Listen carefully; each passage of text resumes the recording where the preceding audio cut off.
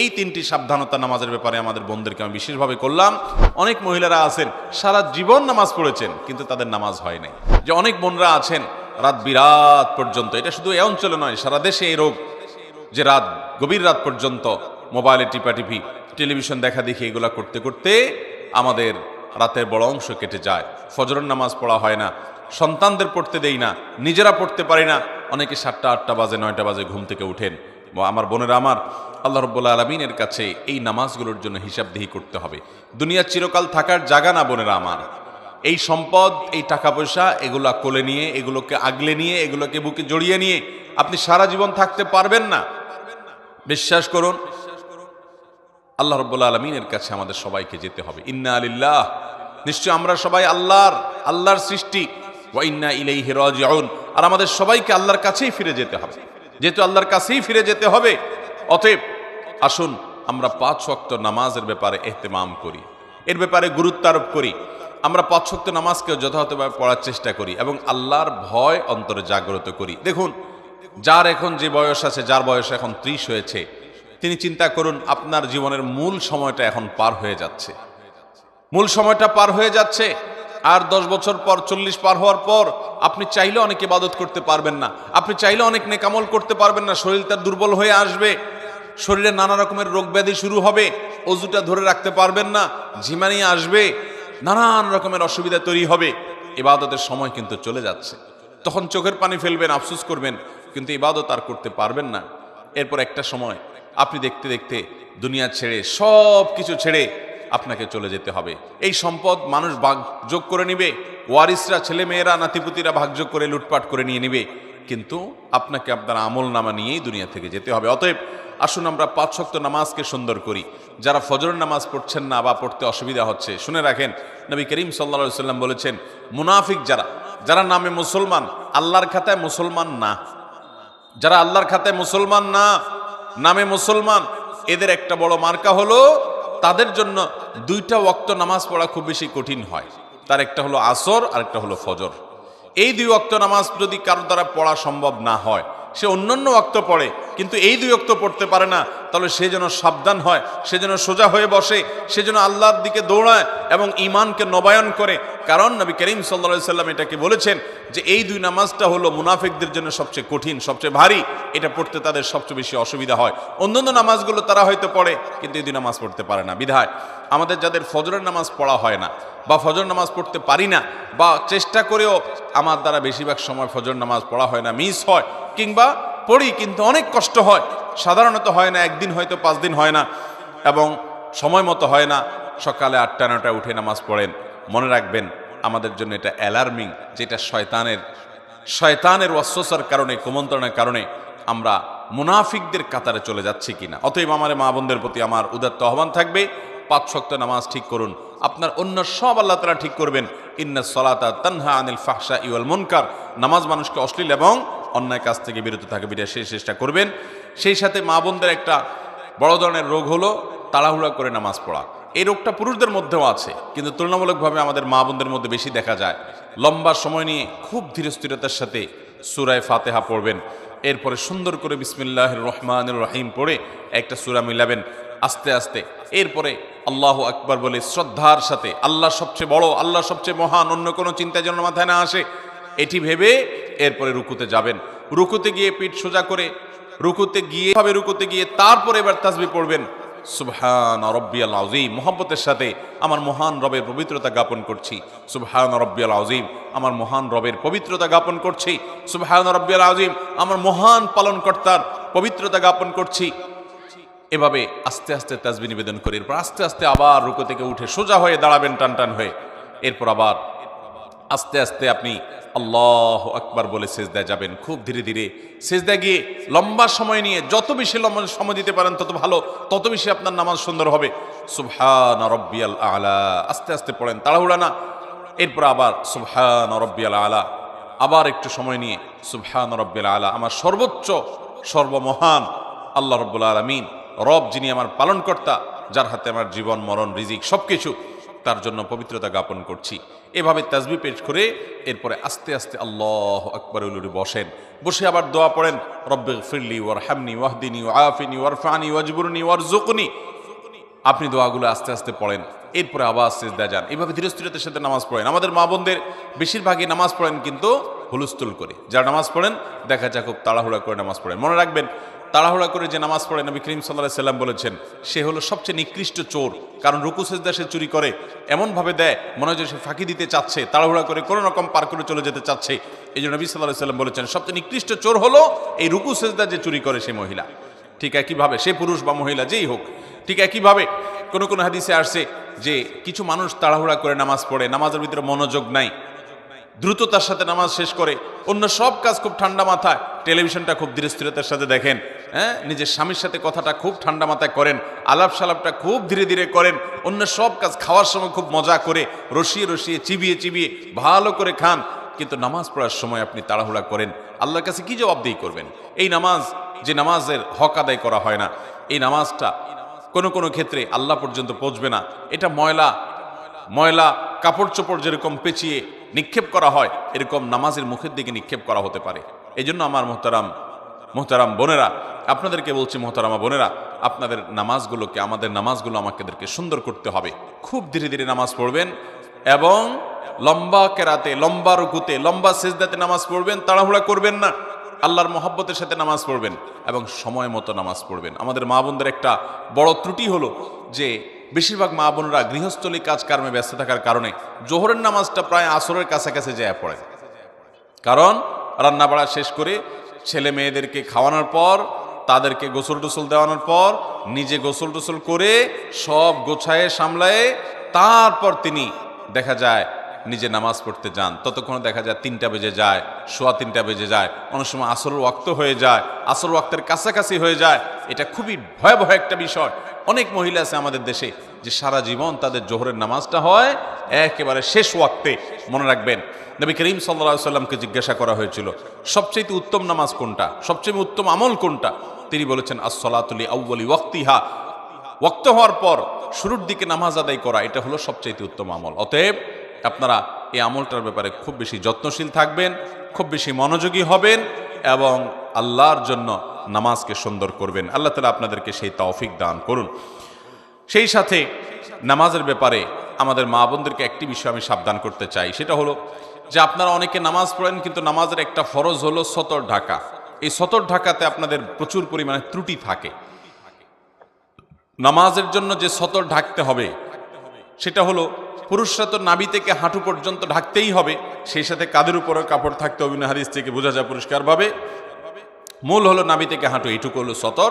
পাশাপাশি কাঁধের উপর রাখাটা পুরুষদের জন্য আপনার কর্তব্য, কিন্তু মূল সতরের বাইরে। কিন্তু মহিলাদের জন্য সতর হলো একেবারে মাথা থেকে পা পর্যন্ত। নামাজের সময় পুরো শরীর তাদের ঢেকে নামাজ পড়তে হবে, শুধু মুখমণ্ডল চেহারাটা খোলা থাকবে, 2 হাতের কবজি খোলা থাকবে এবং পায়ের পাতার তলার অংশ এটি খোলা থাকবে। এছাড়া পুরো শরীর তাদেরকে ঢেকে রাখতে হবে, এমনকি গলা, পিঠ, বুক এবং কাঁধ এবং হাতের যে গোছা আছে সেটা, কনুই টনুই, এগুলা সব, এমনকি মাথার চুল, এগুলা সবগুলা কিন্তু ঢাকতে হবে। আমাদের অনেক মহিলারা আছেন, অনেক মা বোনরা আছেন, মা চাচিরা আছেন, যারা দেখা যায় এখনো আপনার শাড়ি পরে নামাজ পড়েন, তার উপরে কোনো ওড়না পড়েন না। আপনি শাড়ি পরে নামাজ পড়েন কিন্তু তার উপর আপনাকে একটা বড় ওড়না বা কিছু দিয়ে আপনার পুরো শরীরকে ঢাকার চেষ্টা করতে হবে। শুধু শাড়ি পরে নামাজ পড়লে আপনার হাতের কোনোই দেখা যাবে, আপনার পেট বা পিঠের বা কিংবা কাঁধের কিছু অংশ আপনার দেখা যেতে পারে, চুলগুলা বের হয়ে যেতে পারে। যদি আপনার পুরো নামাজ জুড়ে এরকম শরীরের সমস্ত অঙ্গ প্রত্যঙ্গ খোলা থাকে, আপনার নামাজ হবে না। অনেক মহিলারা আছেন সারা জীবন নামাজ পড়েছেন কিন্তু তাদের নামাজ হয় নাই। অতএব আমাদেরকে মনে রাখতে হবে মাথা থেকে পা পর্যন্ত মহিলারা নামাজের জন্য পুরো শরীরকে ঢেকে নামাজ পড়বেন, এটি তাদের জন্য ফরজ। এটি না হলে তার ফরজ তরক হবে, নামাজই হবে না। বিধায় এই 3টি সাবধানতা নামাজের ব্যাপারে আমাদের বোনদেরকে আমি বিশেষভাবে করলাম। আর যারা বয়সে অনেক তরুণী আছেন, আমাদের অনেকে আছেন নামাজের গুরুত্ব এখনো বুঝি না। দেখুন, আল্লাহ রাব্বুল আলামিনের কাছে আমাদের সবাইকে চলে যেতে হবে, খুব দ্রুততার সাথে চলে যেতে হবে। আমরা কেউ এখানে থাকতে আসি নাই, জিন্দেগি পার হয়ে যাচ্ছে। বিধায় এই ফরজ নামাজকে আমরা খুব গুরুত্বের সাথে পড়বো ইনশাআল্লাহ। দ্বিতীয়ত যে নসিহা থাকবে তা হলো আল্লাহ রাব্বুল আলামিনের কাছে নারী হিসাবে আপনাদের একটা বিশেষ জবাবদিহিতা আছে, সেটা হলো আপনি কতটা পর্দা পশিদা করেছেন। পর্দার এই বিধানটাকে আল্লাহ তাআলা ফরজ করেছেন। সূরা নূর বেশি বেশি করে পড়বেন, সূরা আহজাব বেশি বেশি করে পড়বেন। এই দুই সূরাতে পর্দার বিধানগুলো আল্লাহ তাআলা বিস্তারিত পুঙ্খানুপুঙ্খ আলোচনা করেছেন।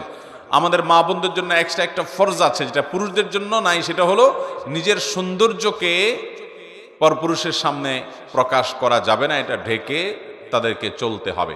পুরুষদের জন্য যে নির্দেশ আছে এই সংশ্লিষ্ট, সেটা হলো তারা চোখের হেফাজত করবে, চোখকে অবনত করবে। কিন্তু মা বোনদের জন্য নির্দেশ হলো তারা নিজেদের এই সৌন্দর্য, আল্লাহর দেয়া সৌন্দর্য অর্থাৎ পুরো শরীরকে তারা ঢেকে ঢুকে রাখবে।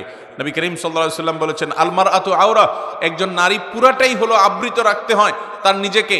যদি কোনো নারী বাসা থেকে বের হয়, ইস্তাশাফাহা শয়তান, শয়তান তার পিছে লাগে এবং তাকে দিয়ে বহু মানুষকে বিভ্রান্ত করে, ঈমান হরণ করে, তাকওয়া হরণ করে, চোখের গুনাহ করায়, মনের জেনা করায় এবং তাকে হারামের দিকে নিয়ে যায়। এজন্য মা বোনদের কর্তব্য হলো তার কারণে কোনো পরপুরুষ যেন ফিতনায় পতিত না হয়।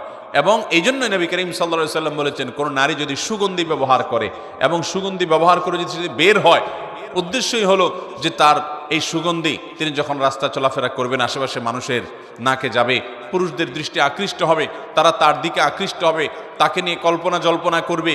এরকম যদি কোনো নারী সুগন্ধি ব্যবহার করে বের হয়, তাহলে সে জান্নাত তো দূরের কথা, জান্নাতের ঘ্রাণ পর্যন্ত পাবে না।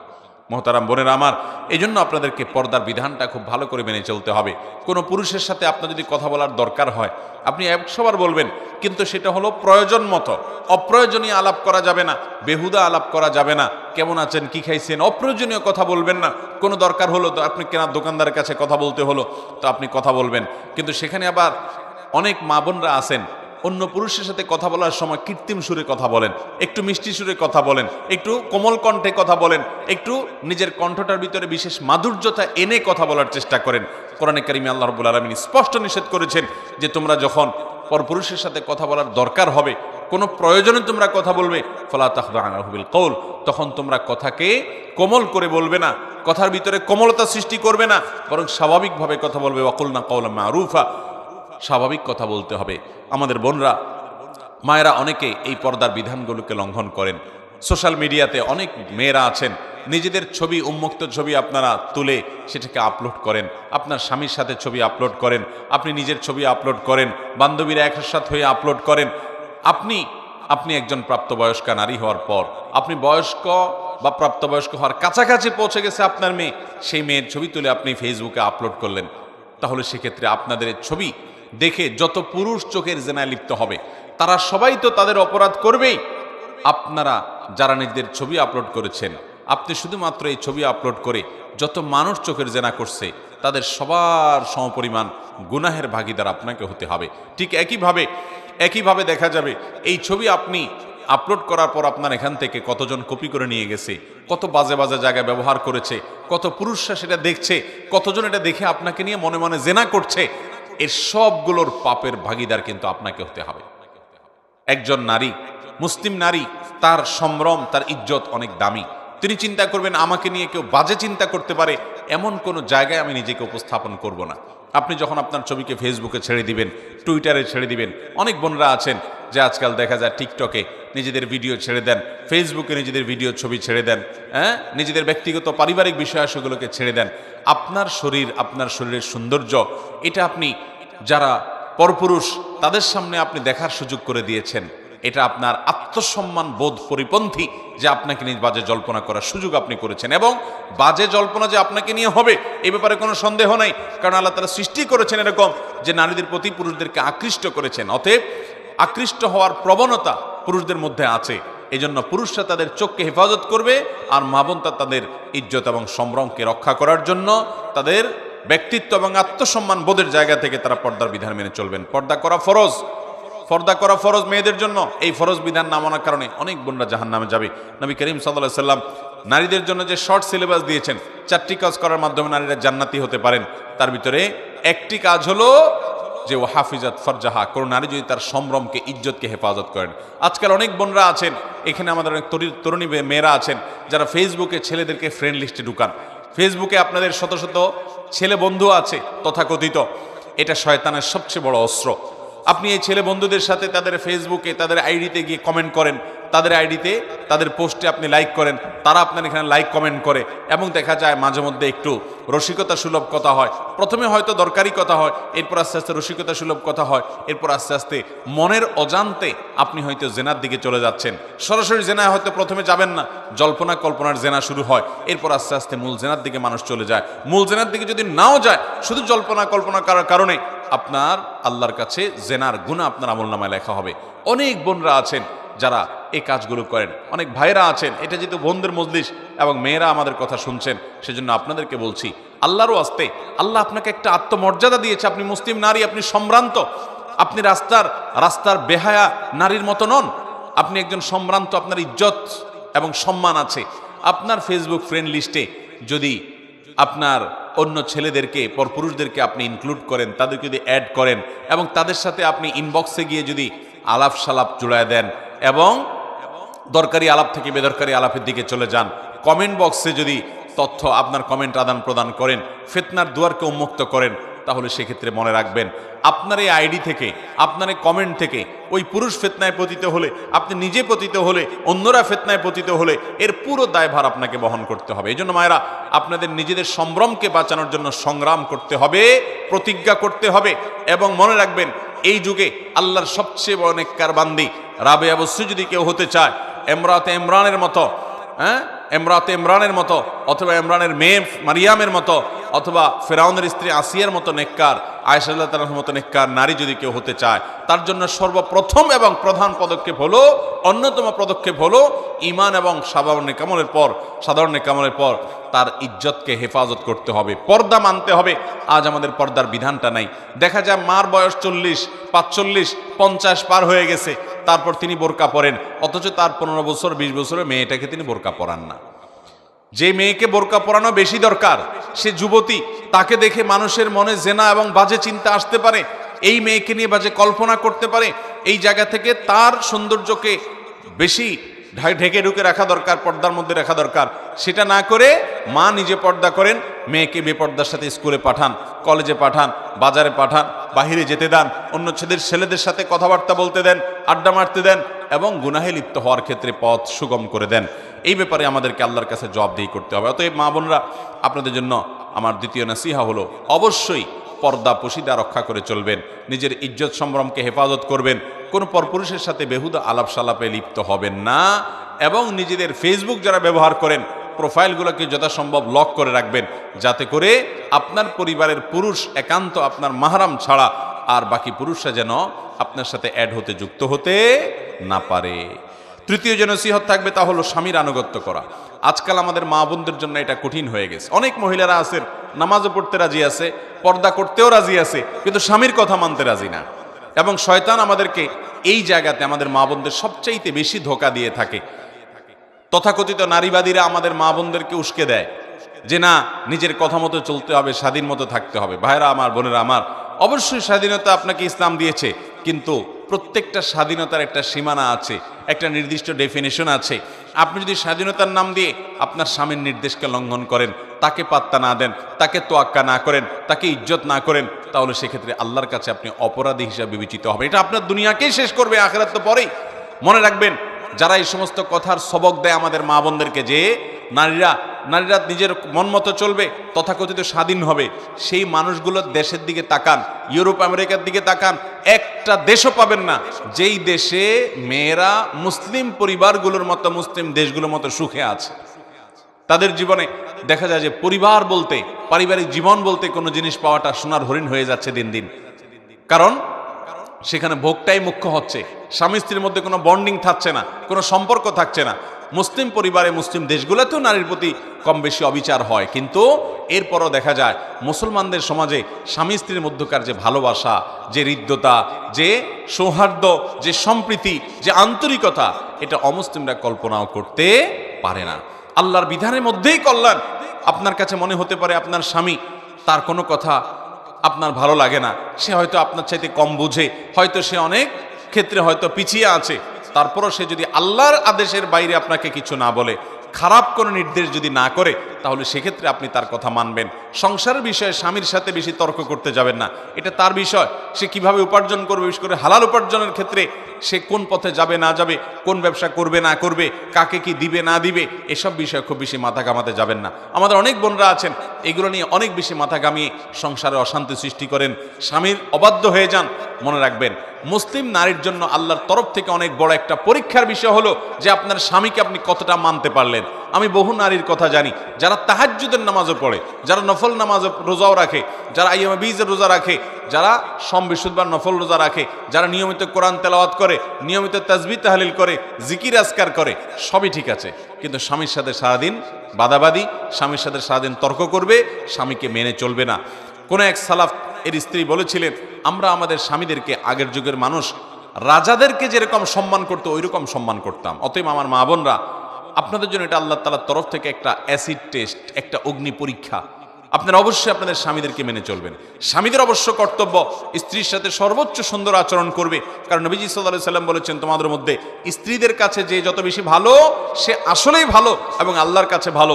এজন্য স্ত্রীর সাথে সুন্দর আচরণ করে ভালো থাকার চেষ্টা করবে পুরুষরা, কিন্তু নারীরা তাদের স্বামীদের সামনে নিজেকে অনুগত হিসাবে, এবং স্বামীদের একান্ত অনুগত মানুষ হিসাবে উপস্থাপন করবেন। কারণ নবী করিম সাল্লাল্লাহু আলাইহি ওয়াসাল্লাম ওই যে শর্ট সিলেবাসে নারীদের 4 কাজে জান্নাতের কথা বলেছেন, অফার করেছেন, এর ভিতরে একটা হলো আতাআত যাওজাহা, যে নারী তার স্বামীর কথা শুনে স্বামীর সাথে কুতর্ক করে না, ঝগড়াঝাটি করে না, বেয়াদবি করে না এবং তেড়ামি করে না, বরং যথাসম্ভব স্বামীকে ইজ্জত করে, সম্ভ্রম করে। আপনি আপনার কোন রাজাকে যেরকম সম্মান করেন, তার কথাকে যেরকম শ্রদ্ধা করেন স্বামীর সাথে, সেই আচরণটা থাকতে হবে। এই একটি জায়গাতে ত্রুটির কারণে, এই একটি জায়গায় গাফিলতির কারণে, বিচ্ছুরিতার কারণে শত শত হাজার হাজার পর্দানুসীন, কোরআন তেলাওয়াতকারী, জিকির আজকারকারী, ইবাদত গুজার নারীরা ধরা খেয়ে যাবে এবং আল্লাহর পাকড়ার মধ্যে যাবে। আমি আজকের এই নারী সম্মেলনে আমাদের মা বোনদেরকে উদাত্ত আহ্বান করব, আসুন এই চ্যালেঞ্জটা গ্রহণ করি যে আমরা আমাদের স্বামীদেরকে সর্বোচ্চ শ্রদ্ধা করব এবং মেনে চলব। এটি আজ আমাদের মা বোনদের থেকে প্রায় হারিয়ে গেছে। আল্লাহ তাআলা আমাদেরকে আমলের তৌফিক দান করুন।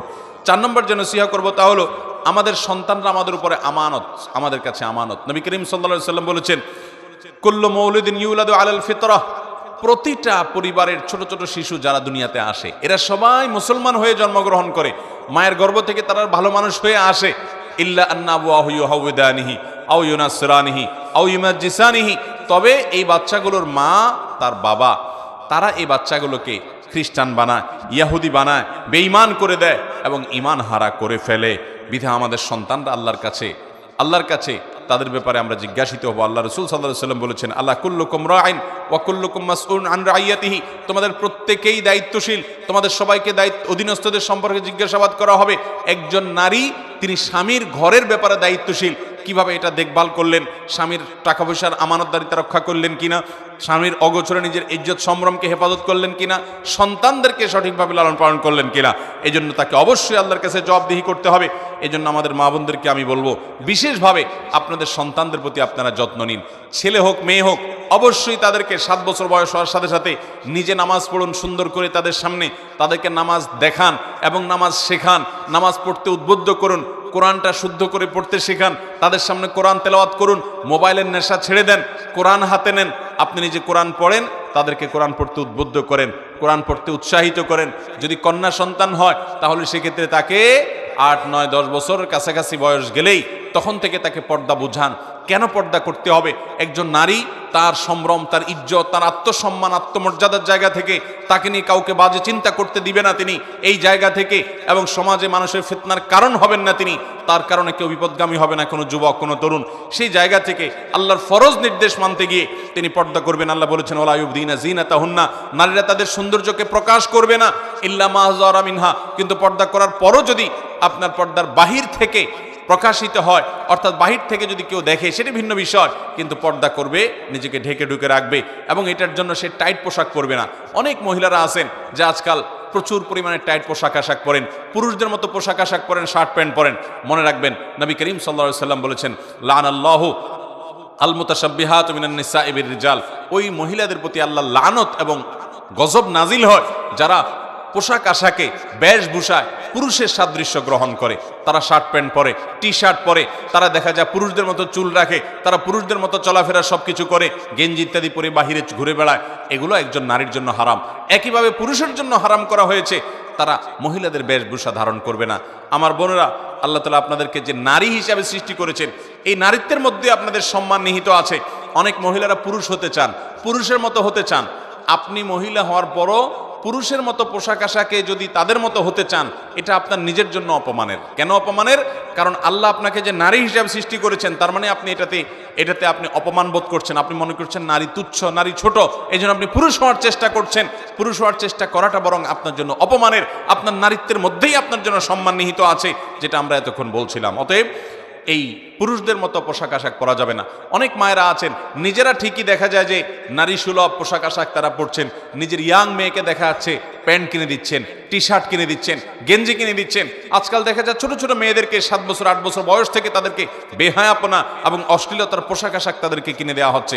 বাজারেও সেরকম পোশাক আশাক পাওয়া যাচ্ছে, শর্টকাট পোশাক আশাক, ছোটখাটো সংক্ষিপ্ত পোশাক আশাক, অতিরিক্ত পাতলা পোশাক আশাক, অতিরিক্ত টাইট পোশাক আশাক। নবী করিম সাল্লাল্লাহু আলাইহি সাল্লাম বলেছেন, রুব্বা কাসিয়াতিন ফিদ দুনিয়া আরিয়াতুন ফিল আখিরাহ। বহু নারী দুনিয়াতে রুব্বা কাসিয়াতুন আরিয়াত, বহু নারী আছে পোশাক পরে থাকে, কিন্তু পোশাক পরেও বিবস্ত্র, পোশাকহীন এবং নিউলঙ্গ মানুষের যে অপরাধ, যে পাপ, সে অপরাধে অপরাধী হয় পোশাক পরার পরও। কারণ তাদের সে পোশাকটা এত পাতলা যে শরীরের ভেতরের অংশ দেখা যায়, এত টাইট যে তাদের শরীর বিভিন্ন অঙ্গ প্রত্যঙ্গ ফুটে ওঠে। এই জন্য ঢিলা ঢালা পোশাক পরতে হবে। এবং আপনারা নিজেরা শখ করে যে সমস্ত পোশাক আশাক পরবেন, সেগুলো আপনার স্বামী, আপনার বাবা, ভাই, বাসা বাড়িতে মাহরাম পুরুষরা যা থাকবে তাদের সামনে আপনি পরবেন, কিন্তু বাহিরে যখন যাবেন নিজের সৌন্দর্যকে আপনি যেখানে সেখানে বিকিয়ে দিবেন না। একজন মুসলিম নারী, তার অবস্থানটা সবচেয়ে যৌক্তিক এই জায়গায়, কারণ তিনি বাহিরে যখন যান তার সৌন্দর্যকে রাস্তার পুরুষদের মধ্যে বিলান না, এটা তার পরিবারের পুরুষদের মধ্যে সীমাবদ্ধ রাখেন, এটা তার আত্মসম্মানের জায়গা। অতএব পোশাক আশাক কেনার ক্ষেত্রে এটি আমরা খেয়াল করবো। বাচ্চাদেরকে তরবিয়ত এবং লালন পালনের ক্ষেত্রে মেয়েরা যেন, বাচ্চা মেয়েদেরকে যেরকম বেহায়াপনা পোশাক, অশ্লীল কোনো পোশাক, খোলামেলা পোশাক যেন আমরা না কিনে দেই। তাদেরকে আমরা হিজাব করতে শিখাই, পর্দা করতে শিখাই, সভ্যতা শিখাই, ভদ্রতা শিখাই, আল্লাহর বিধান মতো চলতে শিখাই। আল্লাহ আমাদেরকে তৌফিক দান করুন। বিশেষ করে আমরা যখন দুনিয়া থেকে চলে যাব, আমাদের সন্তানরা আমাদের সবচেয়ে বড় তারা আমাদের আল্লাহর তরফ থেকে নেয়ামত। কারণ আপনি দুনিয়া থেকে চলে যাবেন, আপনার মেয়েকে যদি আপনি কোরআন শিখায় যান, ছেলেকে যদি কোরআন শিখায় যান, তাদেরকে যদি নামাজ শিখায় যান, তাদেরকে যদি দিনদারি শিখায় যান, আল্লাহ এবং তার রাসূলের আদেশ নিষেধ শিখায় যান, এরা আবার তাদের পরবর্তী ছেলে মেয়েকে যদি শিখায়, তাহলে আপনি কিন্তু কবরে যেয়ে এই সওয়াব পেতে থাকবেন। আপনি সওয়াবের গাছ লাগাই দিলেন, ছেলে মেয়েকে যদি মানুষ করে যেতে পারেন। আল্লাহ আমাদের মা বোনদেরকে তৌফিক দান করুন। 5 নম্বর যে নসিহত করবো তা হলো অনর্থক এবং বেহুদা জিনিস থেকে বেঁচে থাকা। আজকাল পুরুষ বলেন, মহিলা বলেন, আমাদের বেশিরভাগ সময় নষ্ট হয় ফেসবুকে, ইউটিউবে, টিকটকে এবং মোবাইলে, হোয়াটসঅ্যাপ ইত্যাদিতে। স্মার্টফোন টিপতে টিপতে আজকে আমাদের দিন যায়, রাত যায়, নামাজ বরবাদ হয়ে যায়, আল্লাহর বিধান থেকে আমরা সরে গেছি। আল্লাহ আমাদেরকে হয়তো দুনিয়ার নেয়ামত দিয়েছেন, এর মধ্যে আমরা হাবুডুবু খেয়ে কিয়ামতের আগে মানুষ এইভাবে আস্তে আস্তে ইমান হারা হবে, আমল হারা হবে, সেটি আমাদের মধ্যে শুরু হয়েছে। মা বোনদের মধ্যে অনেক আরেকটা রোগ আছে, যে বিশেষ করে এক মহিলা অন্য মহিলার সাথে হলে তৃতীয় কোনো মহিলাকে নিয়ে আমরা আলাপ সালাপ শুরু করি। অনেক সময় নিজেদের ঘরোয়া পরিবারের মধ্যে ঘরোয়া সম্পর্কগুলোর মধ্যে আমরা গীবত শেখায় শুরু করে দিই। অনেক মহিলা আছে স্বামীর কাছে শাশুড়ি এবং ননদের বদনামি করেন, আবার অনেক শাশুড়ি আছেন ছেলের কাছে বৌমার বিরুদ্ধে বদনামি করেন। অনেক মহিলা আছে নিজের জারের বদনামি করেন, অনেক মহিলা আছেন পাশের বাড়ির মহিলাকে নিয়ে বদনামি করেন, কানাঘুষা করেন, তার ব্যক্তিগত বিষয় কান পেতে শোনার চেষ্টা করেন, চোখ দিয়ে দেখার চেষ্টা করেন। এই রোগগুলো প্রচুর পরিমাণে আছে। এগুলো সবগুলো কাবিরা গুনাহ, এগুলো সবগুলো হারাম। একজন ইমানদার কারোর পিছে লাগবে না। কে কি বললো না বললো তারটা সে হিসাব করবে, আমি আমার নিজের হিসাব নিয়ে ব্যস্ত থাকবো, কারোর পেছনে সমালোচনা করব না। দেখা যায় যে 2-4 জন মহিলা একসাথে হলেই শুরু হয়ে যায় গীবত, শিকায়েত, কে কি করলো না করলো, বেহুদা কাজ। নবী করিম সাল্লাল্লাহু আলাইহি ওয়াসাল্লাম বলেছেন, মিন হুসনি ইসলামিল মারই তারকু মা লা ইয়ানি। একজন মুসলমানের ইসলাম সৌন্দর্য হবে, সে ভালো মুসলমান হতে পারবে যখন সে অনর্থক কাজ পরিহার করবে, বাজে কাজ পরিহার করবে, যে কাজ অর্থহীন, যেটা দুনিয়া আখিরাতে কোনো কাজে আসবে না, সে কাজ থেকে পরিহার করবে। অতএব আমার 5 নম্বর নসিহত হলো বোনরা আপনাদের জন্য, যে আল্লাহর ওয়াস্তে আসুন, অনর্থক কাজ আমরা বন্ধ করি। মোবাইল টিপাটিপি এটাকে নিয়ন্ত্রণ করেন আল্লাহর ওয়াস্তে। ছেলে মেয়েদেরকে সময় দেন, নামাজ তেলাওয়াতের সময় দেন, কোরআন হাদিস পড়েন। এই মোবাইল টিপতে টিপতে আপনি কি পেয়েছেন? জীবনে কিচ্ছু পাবেন না, সব হারাবেন। অনেকে এই টিপাটিপির করতে করতে স্বামী হারায়, সন্তান হারায়, মানুষের ভালোবাসা হারায়, আল্লাহর প্রিয় পাত্র হওয়ার জায়গাটা হারিয়ে ফেলে এবং দেখা যায় জাহান্নামের দিকে চলে যায়। বিধায় আমরা অনর্থক কাজ করব না, মোবাইল প্রয়োজনে ব্যবহার করব, অপ্রয়োজনে ব্যবহার করব না, অহেতুক ঘন্টাকে ঘন্টা ফেসবুক ইউটিউবে ডুবে থাকবো না। আল্লাহর কাছে সময়ের জন্য জবাবদিহি করা লাগবে। সেই সাথে বউ যারা আছেন তারা শাশুড়ির, আর যারা শাশুড়ি আছেন তারা বউয়ের ব্যাপারে দায়িত্বশীল থাকবেন। কেউ কারোর প্রতি জুলুম করবেন না। আজকে যিনি পুত্রবধূ আছেন, আগামীকালকে আপনি শাশুড়ি হবেন। অতএব আপনি যেন আপনার শাশুড়ির প্রতি অবিচার না করেন, তার প্রতি জুলুম না করেন, তার প্রতি যেন ইহসান করেন, তার দিকটা খেয়াল করেন, তাকে সেবা করেন। শাশুড়ি অনেক উল্টাপাল্টা করতে পারে, শ্বশুর অনেক উল্টাপাল্টা করতে পারে না বুঝে। তারা বয়স্ক মানুষ, আগের যুগের মানুষ, আগের জেনারেশনের মানুষ, তাদের সেন্স আপনার সেন্স একরকম না। এটা বুঝে তাদেরকে ক্ষমা সুন্দর দৃষ্টিতে দেখেন। আপনি যখন শ্বশুর শাশুড়ি হবেন তখন আপনার ছেলে মেয়েরা অনেক স্মার্ট হবে, তারা অনেক আপ টু ডেট হবে, আপডেটেড হবে, তাদের কাছে আপনার অনেক অবস্থানটা অযৌক্তিক মনে হবে। তো এই কারণে শাশুড়িদের শ্বশুরদের অনেক উল্টাপাল্টা আছে, এই সবগুলোকে নিয়ে বিচার এবং সালিশ দরবার করতে যাবেন না, স্বামীর কান গরম করতে যাবেন না, দেখেও না দেখার ভান করবেন, সবর করবেন। মনে রাখবেন সবরকারীকে আল্লাহ তাআলা বিনা হিসাবে আল্লাহ তাআলা জান্নাত দিবেন এবং পুরস্কার দিবেন। ইন্নামা ইউওয়াফাস সাবিরুনা আজরাহুম বিগাইরি হিসাব। আল্লাহ বলেছেন ধৈর্যশীলদেরকে আল্লাহ তাআলা হিসাব ছাড়া প্রতিদান দিবেন। অতএব শ্বশুর শাশুড়ির এই সমস্ত বিষয়গুলোকে সবর করবেন এবং মনে রাখবেন শাশুড়ি তিনি তো আপনার আপন মা না। আপনার আপন মার মতো ওইরকম বড় মন বড় কলিজা হয়তো হবে না, অনেক ভুলভাল হবে। তারপরেও উনি হয়তো আপনার কোনো দেবরের দিকে বেশি টানে, আপনার কোনো ননদের দিকে বেশি টানে, হয়তো আপনার স্বামীর দিকে একটু কম টানে, আপনার মনে হতে পারে। তারপরেও এটা তার জন্য ওজোর হিসাবে রাখেন যে বুড়া মানুষ না বুঝে অনেক কিছু করে, ওনারটা উনি বুঝবে। আমি আমার জায়গা থেকে আমার দায়িত্ব আদায় করব। তারা মুরব্বী হিসাবে তাদের সেবা করা, তাদের প্রতি আন্তরিকতা দেখানো, তাদের পাশে দাঁড়ানো, তাদের খেদমত করা। মনে রাখবেন ইমানদার স্যাক্রিফাইস করবে, অতিরিক্ত অধিকার সচেতন হয়ে সে নিজের কর্তব্য সচেতনতার ব্যাপারে যেন গাফেল না হয়। নিজের দায়িত্ব সচেতনতা বেশি হতে হবে অধিকার সচেতনতার চাইতে। অতএব আমি কি পেলাম এর চাইতে বড় কথা হলো আমার করণীয় আমি কি করলাম, এটা হলো একজন ইমানদারের গুণ হবে। ঠিক একইভাবে একজন শাশুড়ি তিনি তার বৌমার ব্যাপারে এরকম আন্তরিকতা দেখাবেন যে আমার নিজের মেয়ের মতো সে তো আপন হবে না, সে তো পরের ঘর থেকে আসছে, নিজের বাবা মাকে ফেলে রেখে, ভাই বোনকে ফেলে রেখে, নিজের সংসার ফেলে রেখে আজীবনের জন্য আমার বাড়িতে চলে আসছে। এটাই তো তার অনেক বড় ত্যাগ। তার প্রতি আন্তরিকতা দেখাতে হবে, স্নেহ মমতা দিয়ে তাকে বড় করতে হবে। তার কিছু হলেই ছেলের কান গরম করা যাবে না, এটা নিয়ে দরবার বসানো যাবে না, বিচার বসানো যাবে না। যথাসম্ভব ছাড় দিতে হবে, ধৈর্য ধারণ করতে হবে।